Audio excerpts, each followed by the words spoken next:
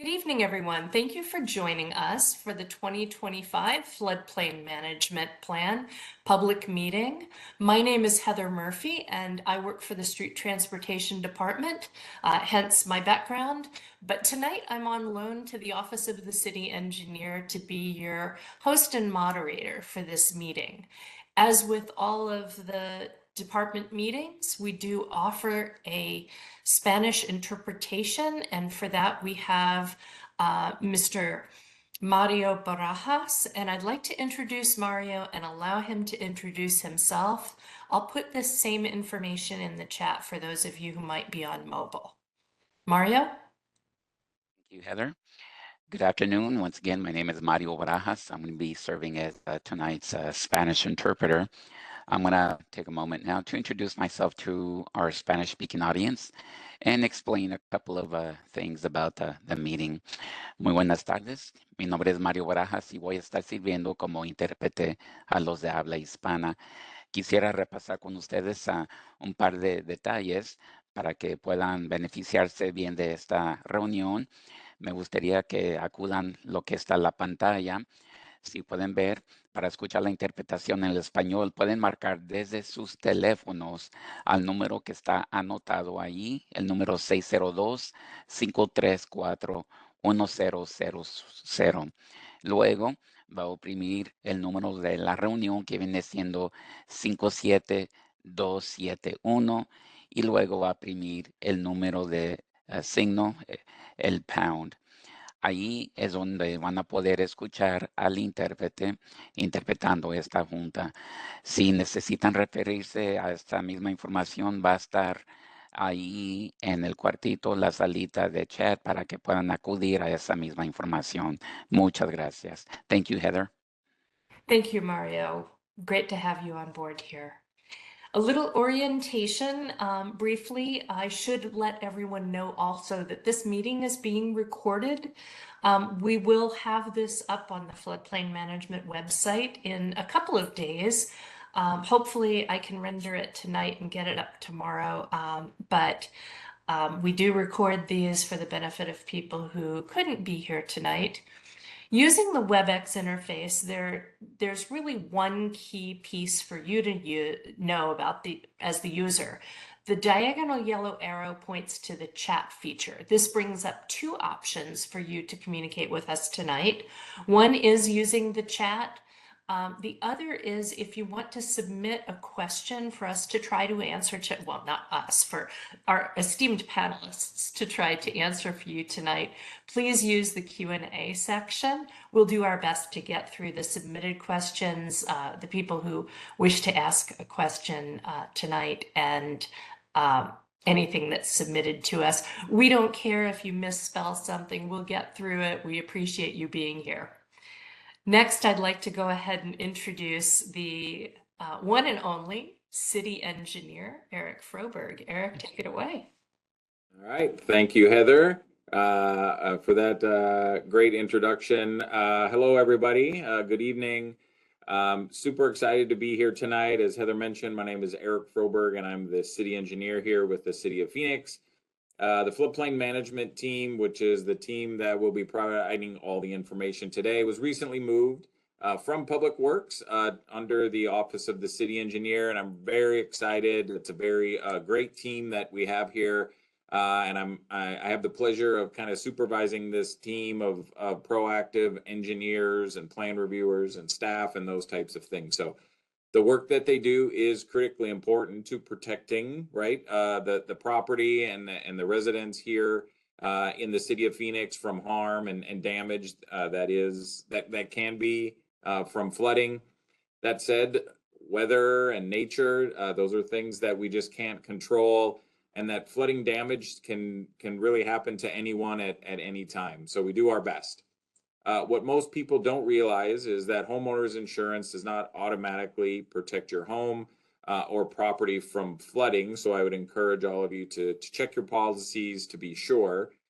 The city today plans to assess this city team plans and assess and builds infrastructure to protect all of you and all of us from known and predicted flood hazards. So really what we need is your help to determine where some of those hazards are. We do studies all the time to try to get ahead of those things. So but what we're going to talk about today is the proactive work that we have done in the past and we will continue to do in the future does provide our residents with a 25% reduction in your flood insurance premiums for those of you that have that as part of your insurance policy. I do want to say that the city doesn't sell flood insurance. We don't make any money out whether you have that insurance or not. That's purely a personal decision that you must make. But tonight, our team will talk about the work that we've done on updating our citywide floodplain management plan. And we do have some time at the end for any specific questions that you have. So with that, I will turn it over to Nazar Nabati. He is our floodplain manager. Thank you, Eric. Good evening, everybody. I'm so happy to be here to present you the floodplain management plan. We have members of this public outreach here in the slide, and my position with the city, I am floodplain administrator, working with the city engineer's office. Nick? Hello, good evening. My name is Nick Ramirez. I'm the principal engineer technician for the floodplain section of the city of Phoenix. I'm Matt Han. I'm a water resources engineer with Black and Veatch. I'm kind of leading the effort on the consultant side of this project. My name is Zaria Sanchez. I am a water resource engineer with Black and Veatch, and I'm here working with Matt on this F&P project. Awesome. Well, thanks everybody for the introduction. Similar to I think what Nazar and Eric have said, I'm excited to be working on this. I'm actually a native, born and raised here in Phoenix. So anytime I get to work on City of Phoenix projects, it's always a good feeling for me, just being born and raised here and only leaving Phoenix for a few short years to go to college. But just want to give a little overview of what we're looking at here today for the floodplain management plan. So we're going to go back, take a couple steps back to where this floodplain management plan comes from. So looking at the National Flood Insurance Program and the community rating system that kind of house this floodplain management plan. Then we'll get into talk a little bit about what the floodplain management plan is and why the city is going forth and doing this, how it was developed, and a little bit of the timeline and how you might be able to get involved and provide some feedback. And as mentioned, we'll have some time at the end for any specific questions that we can go through. So what is the National Flood Insurance Program? So it was developed back in 1968, just as the U.S. was growing and seeing issues with flooding throughout the nation. They wanted to put forward an option for ways to protect people. So they established this National Flood Insurance Act of 1968 with two goals: reducing future flood damage and protecting property owners.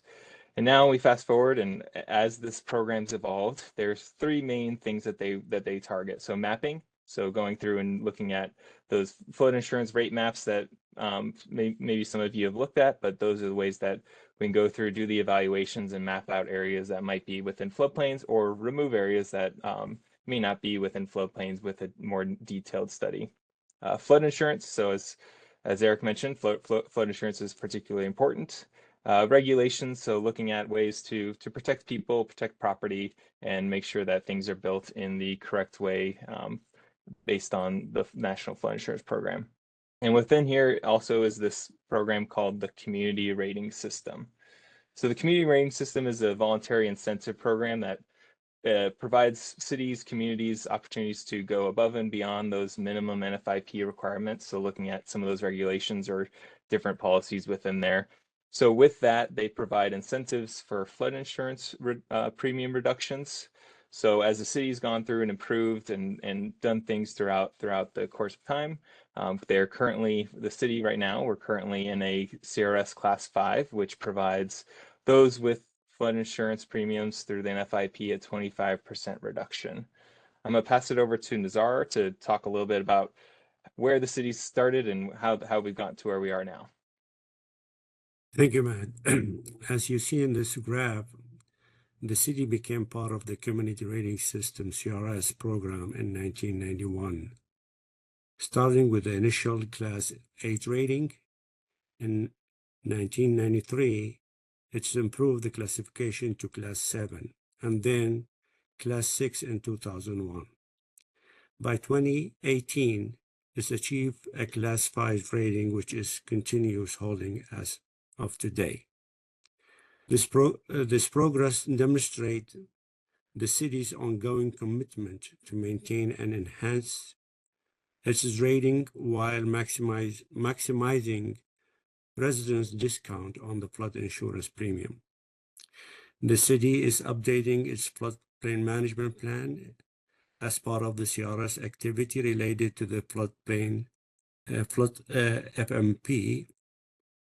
A draft of 2025 floodplain management plan is currently being developed. Once it's completed, the plan will be made available for the public and stakeholders for review. Today, the city is approaching a significant milestone with anticipating formal adoption of the plan, which is likely to take place during the council meeting scheduled for August or September of this year. Matt? Thank you, Nizar. So I was lucky enough to be involved with the city helping out back in 2015 when they went from a 6 to a 5.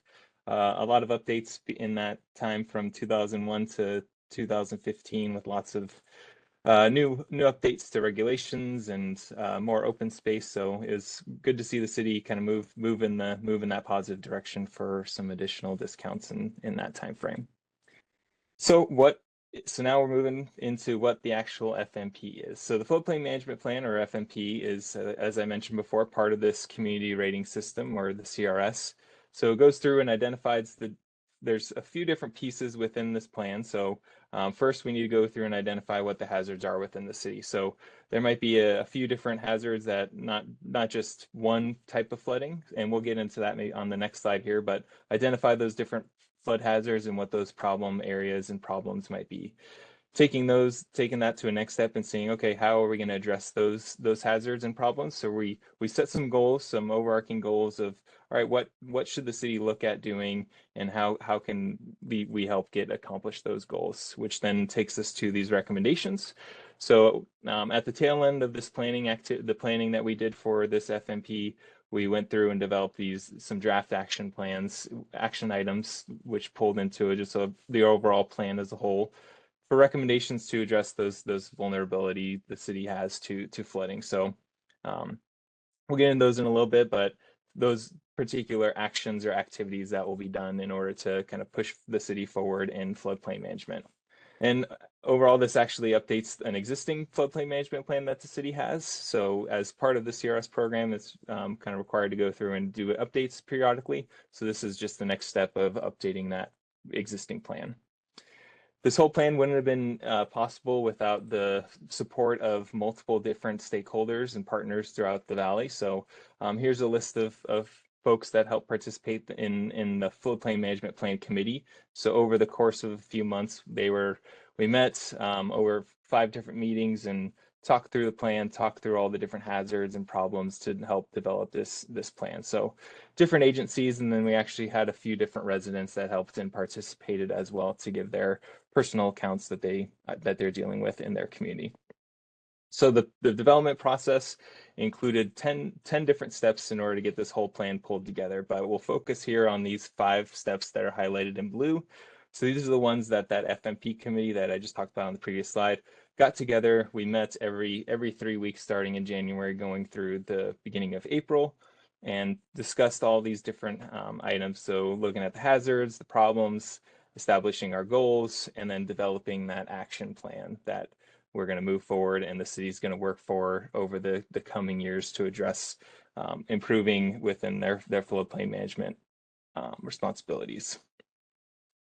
So it's the hazards that were identified. So we categorized them into mainly 3 different categories. There's a lot of different variations underneath these, but we want to just have some umbrella terms that we classify these within. So first one being your special flood hazard areas, or more commonly referred to as floodplains. So looking at areas that might be along like riverine areas, so along rivers or washes, or maybe areas that might be behind embankments. So looking at those types of areas.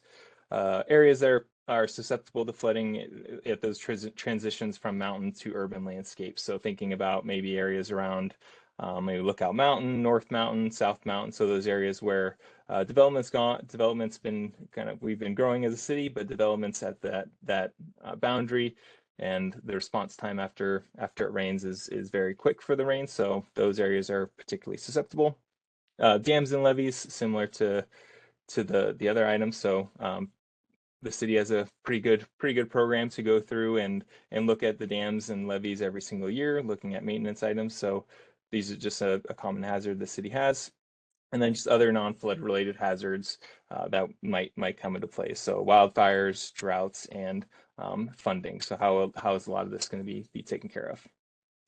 So the goals that were developed, we had 5 total goals developed. So there's 3 here on the slide. So we look at educating people. So whether it's people in the city and outside the city, coordinating with other jurisdictions to make sure we're moving forward, everyone's collaborating with things for flood hazards and emergency response, and then reducing the hazards to people, property, and infrastructure. So thinking about what we can do to address those the people and property.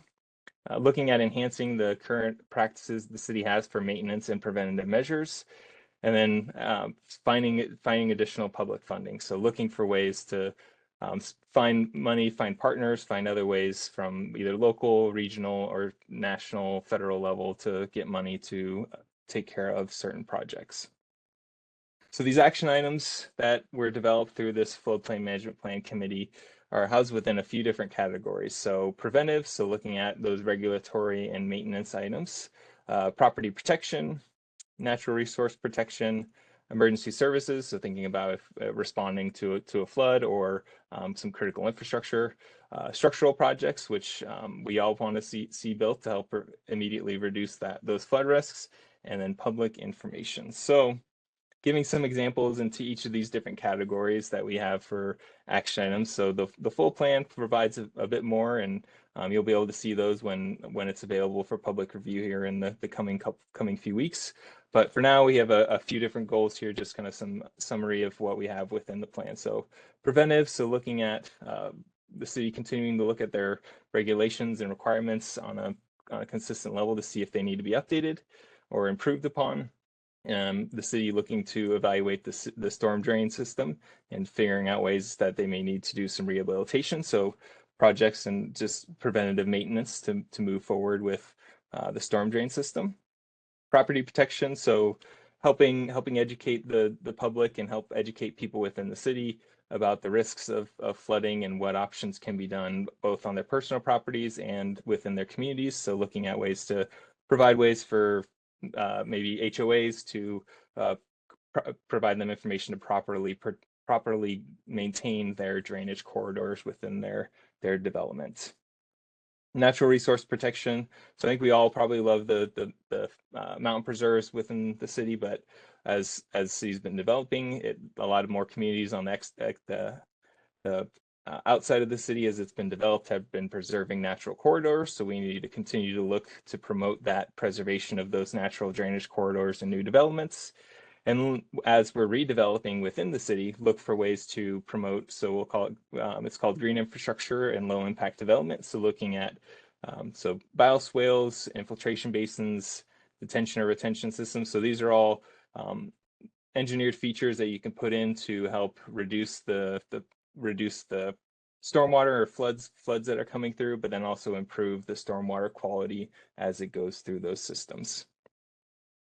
Emergency services, so continue to do what the city is doing for dams and levees. So annually they're doing exercises to make sure that they're on top of the emergency action plans they have. So continue to do those, and also work with the different regional and local agencies to make sure that everyone's on the same page with flood warnings and responses. Structural projects, I think, like I said, we probably all want to see things built so we can, especially if we're having problems within our neighborhoods, to reduce our flood hazards. And the city has numerous projects that are currently ongoing or recently complete or planned here in the near future from different sources. So the CIP, Capital Improvement Plan, the General Obligation Bond that was passed recently, or the American Rescue Plan Act that has a few projects that are ongoing at the moment. And lastly, for the draft action items is public information. So thinking of getting out to the public again, similarly to provide that information of what the city's doing. So maybe an annual stormwater and floodplain management workshop to get out and show the people what the city's doing and what kind of maintenance and different preventative activities they're doing. But then also utilize social media, especially here as we're getting into monsoon season coming in the next couple months, that just providing people an opportunity to get some information about what they can do to prepare for monsoon season. And I'm going to pass it over to Nick now to talk a little bit about the timeline and how you might be able to provide some feedback. Thanks, Matt. So you're looking at this our timeline structure. Started with the month of January of 2025 this year with planning and structuring. Then you're looking down to May and June of 2025, where we update it and we're constantly adding info to the FMP structure with the coordinated and with the FMP committee. June through July of 2025, getting together with FMP public review period and coordination with the FMP committee once again. And July through August of 2025, the final FMP delivery, making sure all the steps and goals were being checked off as well while we're doing so. And then also September 2025, the city's formal adoption of the FMP plan will be submitted through council and approved. And let's see, also there's this little survey monkey here. If you have any questions, or you can answer for sure the questions that we provided on the Survey Monkey on this link. If you could take a picture with your smartphone device, if you have one available, or you can look at this link below, click the link below, and there's some information that we gathered to point you to the right direction once you get to that link and open it up. But if you just go to Phoenix.gov /streets FMP, we'll provide you the information and we'll get you to that link. There it is right there on the right hand side. And then Matt, if you want to take over from this. Well, that's the extent of our presentation now. So I think we'll open it up for questions. And we have the QR codes and links here. So if you didn't get a chance to see them on the previous slide, they'll be up here for you to grab over the coming few minutes while we're going through questions. Super. Team, you threw a lot of really good information out there. So hopefully we'll have some really good questions.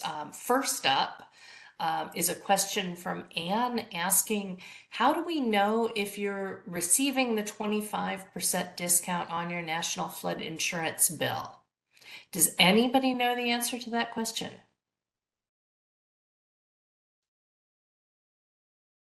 Nizar, do you want to take this one? Or when you are applying for that flood insurance, automatically should appear that 25% discount. Otherwise, if you don't receive it, just state that you are part of the city of Phoenix, which is class 5. They should give you the 25% discount. All right, thank you. Mario just let me know that he doesn't have any Spanish language questions, so we'll move to call on some of the people that pre-signed up to speak. And I'm looking for the names right now, so I have a little bit of hunting and pecking to do to find you, but I will go ahead and unmute Maribel. Let's see, Maribel is not on here. Okay, let's move on to Stephen. Stephen, you are unmuted and I will invite you to please go ahead with your question.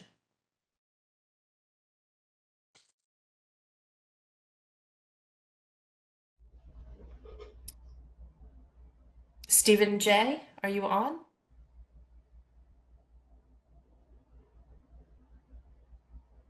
Okay, I'm not hearing you, Stephen. If you're the Stephen J. that signed up to speak, There wasn't a question submitted. I'll try you again in a minute. Let me go down and see if I have Kimberly. I don't have Kimberly. I don't have Francis, but Francis submitted a question. The question is, do we need to pay for flood insurance if we don't have a mortgage and haven't had a flood since we bought our house in 1994? Maintaining washes is critical for flood control. So how does the city assure that they're clear even if they're on private land? So two-parter. Do we need to pay for it? And then about maintaining washes. I can address this. Thank you, Heather. Thank you, Francis. A great question. Flood insurance is mandatory for all residents living in the floodplains. That's period. While it's ultimately your decision, if you don't have mortgage, you are not mandatory. As mandatory is not applied to you. This is going to be upon your decision. But we are highly recommend to have that flood insurance to avoiding risk that could jeopardize your lifetime savings, especially if you're losing your home, you're going to lose everything. Not having a flood since 1994 does not mean you are out of the risk. Different watershed and Maricopa County have experienced not only 100 years of flood, but 500 years flood event. That means your watershed does not experience that kind of flooding that you can see the severity of the flood. And I believe it is essential to maintain washes for effective flood control. I agree with you 100%. The city is responsible for upkeeping all the washes within their jurisdiction, while all the homeowners association and private washes owners must take care of maintaining of their own areas. Thank you. Nazar, if somebody had a concern, and I realize Frances isn't on here, but hopefully she'll watch this recording. If somebody had a concern about the condition of a private wash that might affect their property, what would you advise? Please reach out to us and reach out to neighborhood services, and they will reach out immediately to us. The city has the mechanism to enforce the wash cleaning on the private property, and there's maybe some fines involved with that. So as a good resident, good like your neighborhood, like to protect yourself and your property and others as well, please reach out to us and let us know, and we will be taking an action immediately. Thank you. All right, I am going to move to Carrie, who is online with a question. Carrie, you're unmuted, and please go ahead.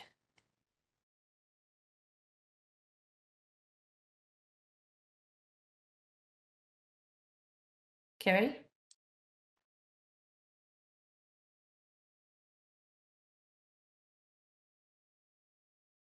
Is anybody hearing Carrie? I am not. I am not either. Okay, Carrie, let me mute you again, and then I will try again. Not hearing you.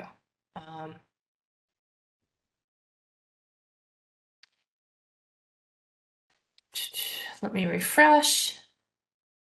I'm terribly sorry about that. Would you like to submit your question in the Q&A, please?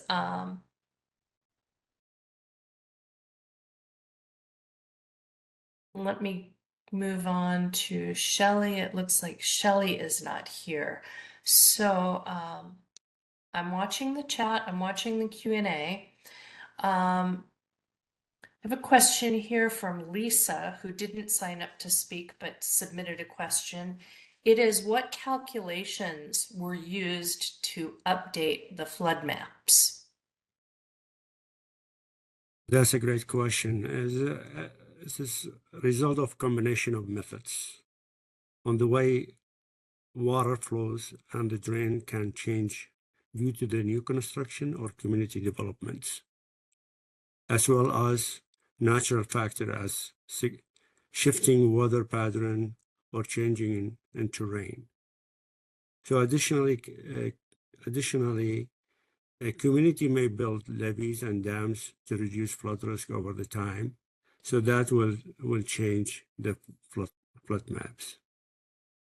And I'll add on to that one. So similar with all the things that Nazar had mentioned, there's some additional like hydraulic modeling calculations that get done. So modeling the surface water and how it goes and where it goes. So as Nazar mentioned, maybe some changing in weather patterns, some additional development in the area might have changed. So as these areas get additionally evaluated, that's using some a combination of hydraulic modeling is where they'll typically get to see those changes in floodplains. Right, similar related question submitted in the chat. Having a question regarding flood maps. This is from Melissa. I have had multiple back and forth with insurance as they say the flood map is different from the FEMA map. Can you address that question, please? We are using the FEMA flood maps. Our flood maps is, we don't own the flood maps. City of Phoenix will not own the flood map. FEMA, Federal Emergency Management, is responsible to determine the flood zone maps in the entire United States. So if, I'm going to try to make sure that I understand that. So the county sets the flood zone areas, and then we just, I guess, have delegated authority or something like that to manage. The county is not delegating the authority, and Oh. FEMA is responsible. FEMA created the flood insurance rate map, which is called FIRMS, to identify areas with different flood risk and guidance policy through National Flood Insurance Program, NFIP. Maybe I Okay. can expand on that a little bit, Heather, for clarity. So the maps that you may see online, or that you can either see, as Nazar was talking about, the Fermet, or maybe that your insurance company may show you, or part of your closing documents, those might have changed from time to time. Our office, private development, lots of things happen. As Matt was talking about, in watersheds, and when those watersheds are updated, there are processes to update the maps, and they do them in phases. They do them at the design phase, and then when construction is complete. So to the person that had the question, that the flood maps that you may originally have may have been modified through a CLOMAR and a LOMAR process, or a map revision. So those updated maps are really the ones that FEMA is looking at, right? But they don't update the maps immediately, the actual physical maps themselves, but the information that is used to create those maps, right, is still there, kind of in the background. And then I actually don't know, maybe Nazar or Matt would know how often they actually go through and update the maps, but they aren't instantaneous. So a lot of times the physical maps that you see aren't the most up-to-date ones. There is data behind them that has modified the floodplain boundaries.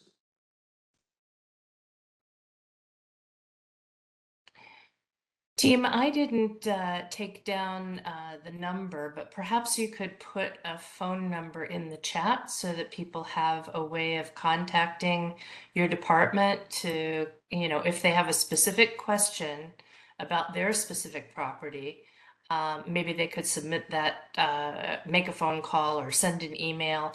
I just don't have your numbers handy. So if you would do that, that would be great. I'm going to try Carrie one more time. We tried unmuting her and we weren't able to hear. So let's try Carrie again. Carrie, go ahead. Can you hear me now? Perfectly, yes. Okay, Thank great. you. I know I noticed all of a sudden I got lost, but it did sound like you got some of the question that I had in reference to that. So if I understood the gentleman correctly, and I could be incorrect, but it sounded like the city um, presents the maps to FEMA, and then it's up to FEMA to set the dollars amounts depending on how they decide just to zone the areas. Was that correct? No, and thank you for the question. So Carrie, it's as maybe something got lost in translation a little bit there when Nazar was talking. So ultimately, all of the firm maps, either whether the FEMA flood maps or the firmets, which are kind of a smaller, kind of more scaled down version of them, those are all owned by FEMA. FEMA is responsible for them. They maintain the maps. Our role, the city's role in that is for the city of Phoenix, and there's a handful of cities, and it's primarily the larger cities, right, have good relationships with FEMA. What FEMA has done is they've entrusted us to review the drainage information that is submitted to us either by the flood control district or by private developers, or sometimes we do our own studies that then we review them and then we provide recommendations to the FEMA of, hey, here is what we see in the drainage study, or here's what we understand from the data that was presented. And then we present that to FEMA, right? We do the initial review, we give that to FEMA and we say, hey, we've reviewed this. We feel like it meets all of FEMA's rules and regulations. And at that point, then FEMA does a review to make sure that our review was appropriate. And then if they agree with us, which a vast majority of the time that they do, every once in a while they have some clarification questions where they want us to look at something a little bit more. They want us to look a little more in depth in something. But generally, right, because we work so closely with them, and Nazar and his team are so great at the work that they do, when we submit information to FEMA, a lot of times it comes back where FEMA concurs with the information or the review that we did, which would then in effect change the maps, right? Again, as we talked about, it doesn't instantaneously like change the physical map itself, but the floodplain will change after the certain amount of review time. So it ultimately they are FEMA's maps. We are just assisting them with keeping them as current as possible. So can you still hear me? Yes. So I have another question because I've been wondering about that. And especially because of all, we had the flooding on the I-17 a number of years ago too, when the washes were all running up New River Way and coming down here. And thank God for the CAP because it took a lot of that water. But I understand when you're saying when the floodplain changes, but who determines that? How does that happen? And stuff is there someplace up north or wherever that all of a sudden you guys are going to move dirt one way, so then the water is going to run the other way? I'm not understanding that. Sure. No, good question. So as development occurs upstream in the watershed, right? We in the city of Phoenix, there are retention requirements that when parcels are developed, whether it's commercial, industrial, residential, whatever those types of developments are, they are required to retain on site their portion of the drainage. Now, if they have offsite drainage that is impacting them, they are allowed to route that through and around their project site in an appropriate manner, right? With storm drains and channels and these types of things. But their on-site retention must stay on site, right? So really what happens is, especially in North Phoenix, and it sounds like that's where you're at, North Phoenix isn't as developed as other parts of the valley, or as the city is. So as new subdivisions, new developments, new commercial sites, all of those things come in, they're effectively having to maintain water on their own site, which then reduces the amount of water that then goes downstream, right? So, and those are the types of changes that we're talking about, right? Changing overall drainage in the amount of drainage in a drainage boundary. And then of course, right, sometimes we, the city or the flood control district, does projects or they do infrastructure projects within those floodplains or within those drainage boundaries to divert water in a certain way or retain it or right do other things that will help reduce the likelihood of flooding. So Hope you, that answered so the you, question. so you make sure that, in other words, and it is all about the construction and stuff, because like we have the big place that's getting built up at the 303 in Happy Valley, someplace around in there, Yep. you know, and so I guess the concern is, you know, when I bought my house 29 years ago, I knew the wash was there, you know, and stuff. I've only ever seen it really flow bad, really one time, and I got a little bit nervous. But as I say, I will always have flood insurance no matter what. But it's that how I get zoned, it's gotten so expensive. So if I don't agree on how I'm being zoned, is there any recourse that I can take in order to get myself rezoned a little bit differently so the insurance is not as expensive?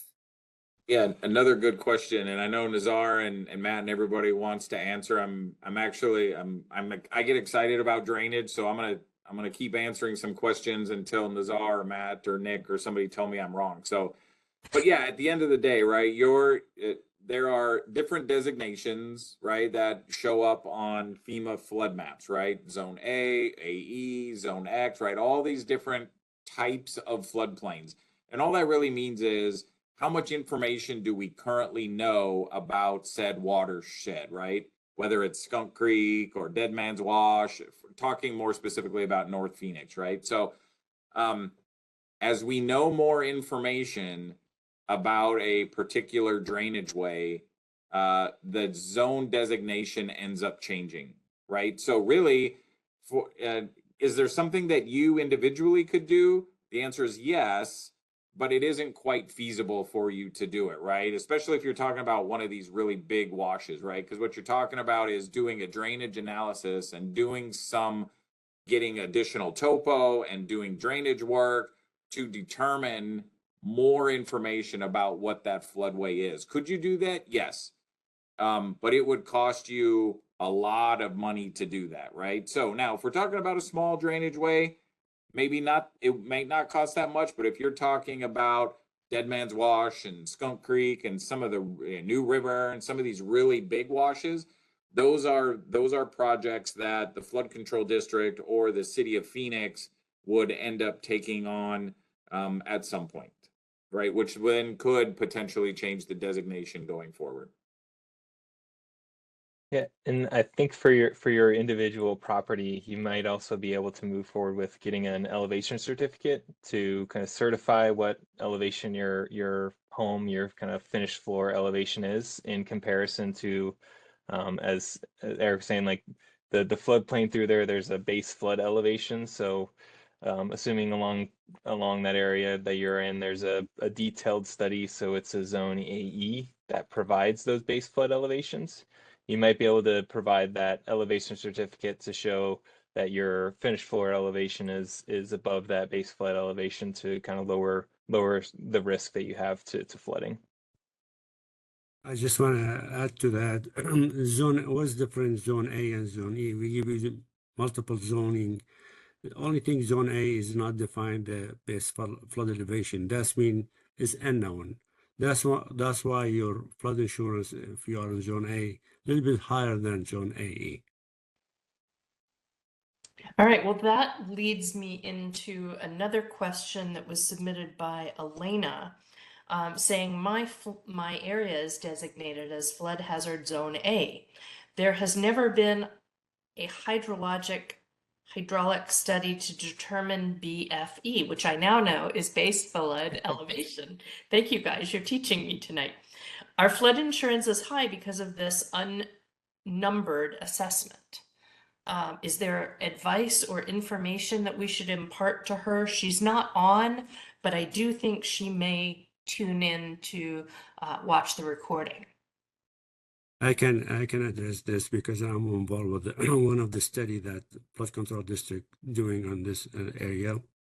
The city always is collaborating with the flood control district on the final stage. We are on the final stage of the metro area master drainage study, which is include the H&H data. That H&H data will provide us more information about Zone A, then will affect her insurance in the future.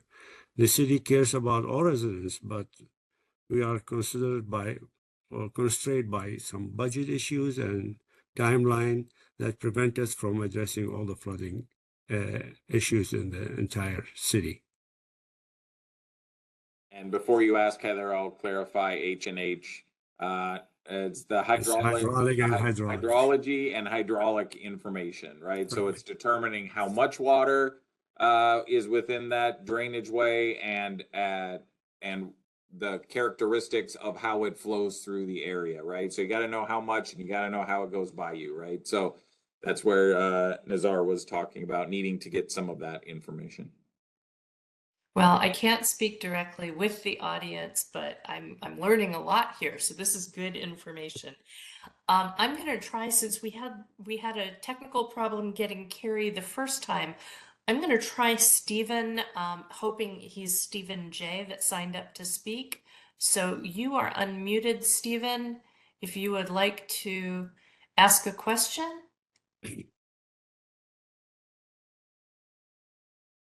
Stephen, if you're out there, you can go ahead and speak. Otherwise, I'll move on to some more submitted questions. All right, so let's move on.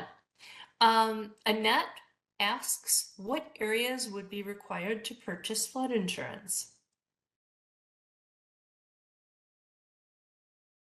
All parcels or properties that fell within flood hazard area, which is floodplain and FEMA floodplain, require flood insurance. Even though an ex-shaded area, which is outside the floodplain, we always recommend to buy flood insurance. We are recently seeing the weather change and the type of the flooding and the type of the storm we are receiving is way more intense than it used to be. So we encourage everybody to buy the flood insurance as well. So even if you're not in a flood-prone area, but maybe like me, you're an epic warrior, just get it and have it, or? Yeah.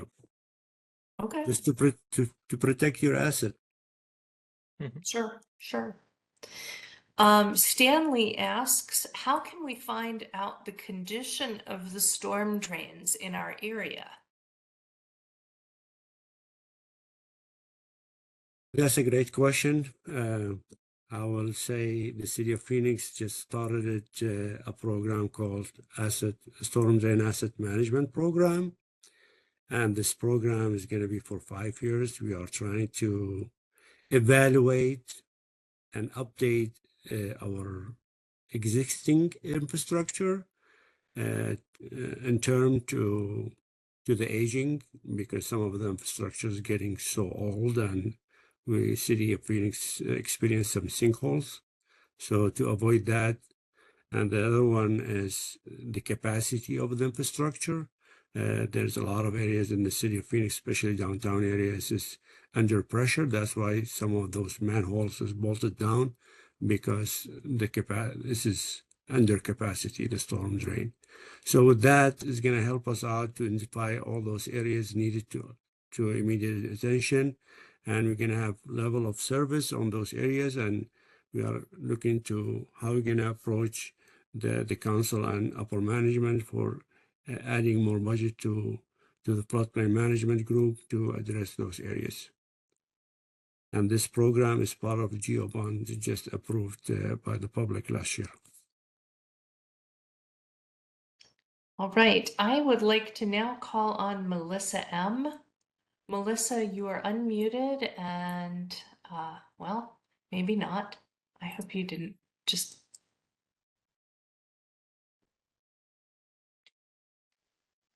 Okay. 2 seconds here. Seem to be having difficulty. Now Melissa has left. All right, well, I'll have to, let me refresh and I'll look for Melissa again in just a second, but I don't see her here. Phooey. All right, moving on.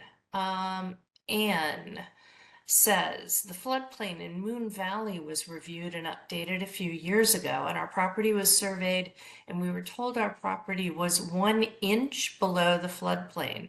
Will there be an updated review in the future? Well, with the limited budget that flood control district we are partnering with on all the studies we are doing through the city, and you have to remember, City of Phoenix is not alone. There's multiple jurisdictions that are working with the flood control to update those studies, and I don't see in the near future is going to be this happen after 3 years. Usually, the restudy areas is most likely happen after the areas have a lot of massive developments and will change the characteristics of the area. Then the city is requesting the flood control district on budget availability to conduct update study. So with that said, if this area has been studied 3 years ago, I don't see any studies coming up in the near future. Right, I have another submitted question from somebody who does not appear to be on, but may watch this later. Susan asks, who specifically is in charge or responsible for any changes to the floodplain floodway designation? FEMA representatives say it's the city of Phoenix. Phoenix says it's Maricopa County. Maricopa County says it's Phoenix. So again, Eric, you did a really good job of addressing that one more time. All right. Yeah, one more time. Generally, FEMA is primarily responsible for updating and revising the flood maps, right? That designate where the floodways and floodplains are. However, as we talked about, that process does involve coordination between all three of those groups, right? Whether it's FEMA, the City of Phoenix, or the Flood Control District. Sometimes ADOT has their own studies, that types of things. So really, you're looking at governmental agencies coordinating with FEMA, but ultimately all of those maps and all of that responsibility lies with FEMA. Okay,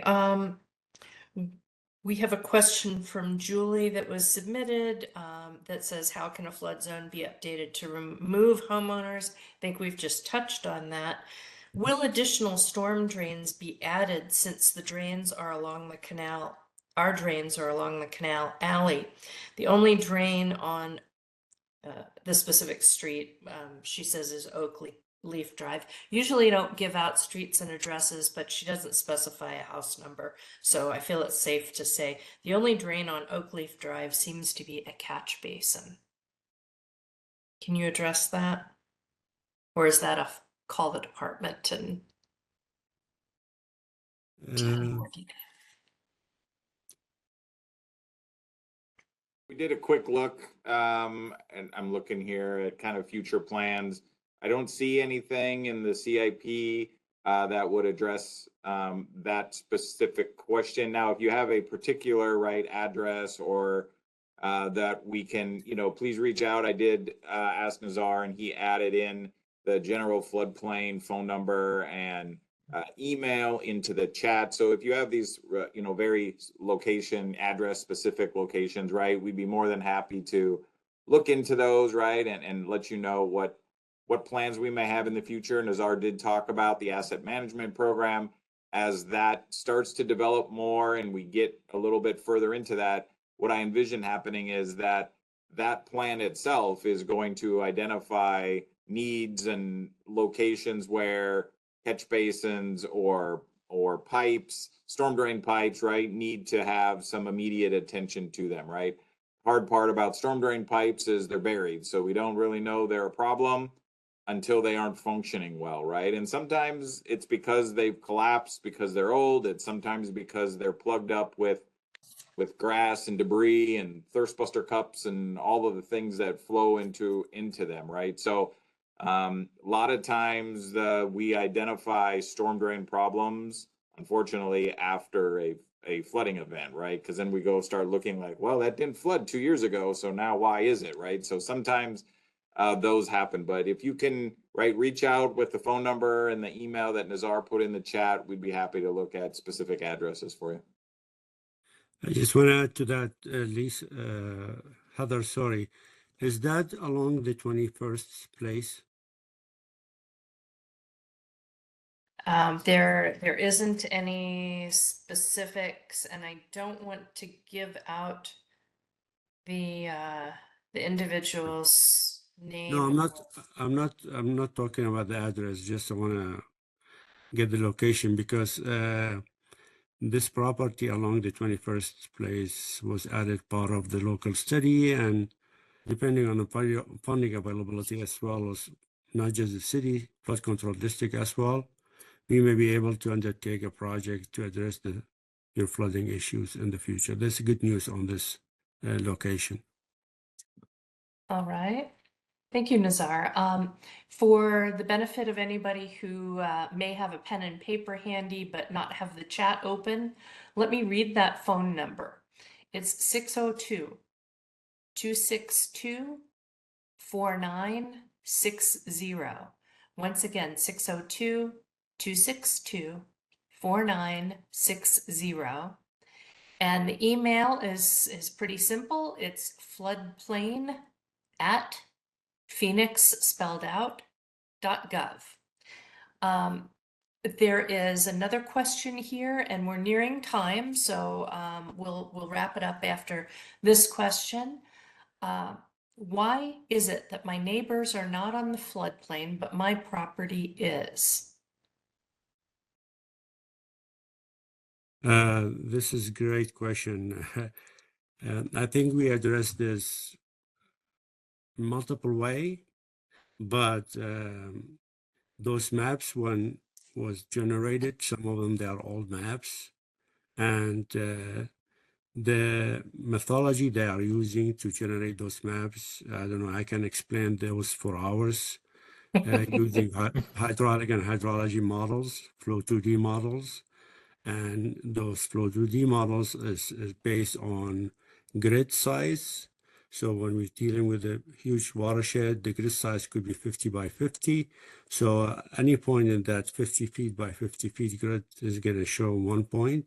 So your neighbor maybe is outside of that limit, but you are inside of this map. So that's why your neighbor is not required by FEMA to have the flood insurance, but you are. All right, last and final question. And I don't think we can answer this question without knowing where Donald lives specifically. But maybe there is a general answer to property owners who live along canals. It doesn't specify which one, but wondering how this flood management plan would affect somebody who lives along a canal. Well, I have answer for that. I just want to say the city is not only part of the floodplain management plan, but it's also continuously looking for funding and opportunities with the flood control district to conduct the regional study that I mentioned. They take watershed by watershed and they do area drainage master study. The goal of those studies is to obtain the most accurate flood information regarding the size reduction and could be improved base flood elevation using the hydraulic and hydrology model that usually used on those studies. But his location being next to the canal is like act like a berm. So pretty much the canal is there, is not gonna go away. So the floodplain is not gonna go away as well. All right, so we are about at the 7 o'clock hour exactly. Appreciate all these really good questions and the team's plain language, mostly explanations and clarifications. Melissa, I'm sorry we weren't able to get to your question, but I hope you will take advantage of the information here. Please, the rest of the audience, we do want to hear from you. Please do the survey. We appreciate you spending some time with us tonight. Please tell your friends and neighbors that they'll be able to watch this video also and learn from the team here today. Any final words, Eric, Nazar? Go ahead, yeah. I'll take it. So, hey, I just want to thank everybody for coming today and for being here and for asking your questions. I know that we maybe didn't get to all of them. So, you know, if the numbers that we in the email that we gave out earlier, right? I know my team is great about responding. So if you have specific questions about specific properties, please let us know. And we can do some research and find out, let you know what we know about them. And just in general, if you have just questions about how FEMA works and floodplain and all of that, right? They're also really good at just kind of explaining the kind of ins and outs of this. So again, thank you everybody for coming today. Thank you team for putting this together. I appreciate you guys, Nazar and Nick and Matt and everybody putting in this all together. And great job as always, Heather, moderating the session. A few words from me. I'm very excited to have this meeting and very excited for this plan to be adopted. And I would like to let everybody know that your survey is important for us. We need your feedback in order to make our job more efficient and plan the best way we can help and reduce your risk of flooding. Thank you again. Thank you. With that, I'm going to turn on the practice session and end the meeting. Thank you all. Thanks. Thank you.